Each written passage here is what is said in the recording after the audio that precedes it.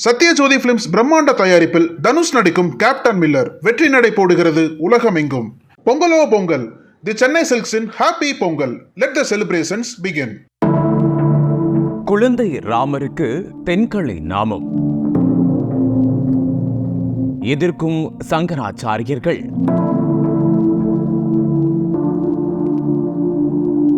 புகைப்படத்தால் வெளியான சர்ச்சைகள்.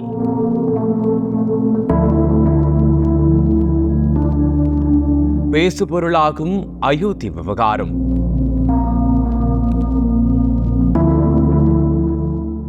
உத்தரப்பிரதேசம் மாநிலம் அயோத்தியில் ராமர் கோவில் கட்டுவதற்கான அடிக்கல் நாட்டு விழா கடந்த 2020 ஆகஸ்ட் 5ஆம் தேதியில் நடைபெற்றது. கடந்த 3.5 ஆண்டுகளாக நடைபெற்று வந்த கட்டுமான பணிகள் தற்போது நிறைவடையும் தருவாயில் உள்ளது.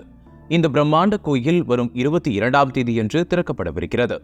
அந்த வகையில் இதற்கான பணிகள் மும்முரமாக நடைபெற்று வரும் நிலையில் ராமர் கோவில் கும்பாபிஷேக விழாவில் பங்கேற்பதற்காக நாடு முழுவதும் உள்ள முக்கிய பிரமுகர்களுக்கு ஸ்ரீராம ஜென்ம பூமி தீர்த்த சேத்ரா அறக்கட்டளை சார்பில் அழைப்புதல்கள் வழங்கப்பட்டுள்ளது.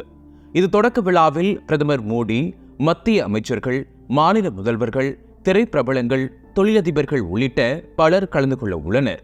ராமர் கோவில் திறப்பு விழாவை ஒட்டி உத்தரப்பிரதேச மாநிலத்தில் பல்வேறு சிறப்பு ஏற்பாடுகளை மாநில அரசும் மத்திய அரசும் செய்து வருகிறது.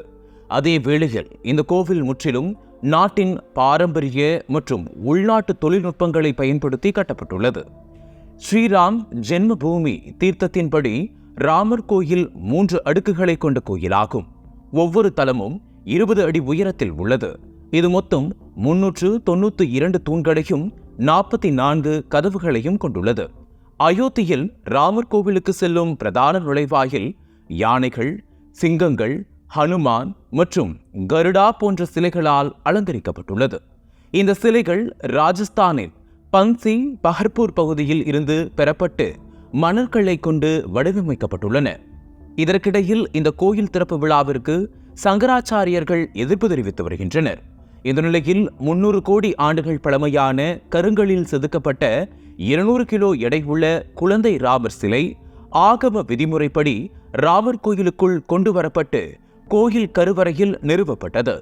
4.5 அடி உயரம் குழந்தை ராமர் வலது கையில் அம்பையும் இடது கையில் வில்லையும் ஏந்தி நிற்கிறார். ஆனால் இந்த ராமர் சிலையில் சில சர்ச்சைகளும் வெடிக்க தொடங்கியுள்ளது. இந்த குழந்தை ராமர் சிலையில் பூநூல் இல்லாமல் இருப்பதால் பாஜகவினர் கடவுளை வைத்து பாஜக ஓபிசி அரசியலை முன்னெடுப்பதாக குற்றச்சாட்டுகள் எழுந்தது. ஆனால் அதற்கு சில விளக்கங்களும் கொடுக்கப்பட்டு வருகிறது. இத்தகைய சூழலில் குழந்தை ராமருக்கு தென்கலை நாமம் போடப்பட்டதால் அதற்கு வடகலை பிரிவினர் எதிர்ப்பு தெரிவித்து வருகின்றனர். பொதுவாக வடகலை பிரிவினருக்கும் தென்கலை பிரிவினர்களுக்கும் பல ஆண்டுகளாக மோதல் போக்கு நீடித்து வருகிறது. அவ்வப்போது இது பற்றிய புகார்களும் மக்கள் மத்தியில் பரவி வரும். அது மட்டும் இன்றி யார் பிரபந்தங்கள் பாடுவது தொடர்பான பிரச்சனைகள் பல்வேறு கோணங்களில் அரங்கேறி வருகிறது. அது ஒருபுறம் இருக்க தற்போது அயோத்தி ராமர் கோவிலிலும் எழுந்த சர்ச்சைகள் பெரும் பரபரப்பை ஏற்படுத்தியுள்ளது. அனல் பறக்கும் செய்திகளை அப்டேட் செய்து கொள்ள நக்கீரன் களத்தை இப்பவே சப்ஸ்கிரைப் பண்ணுங்க.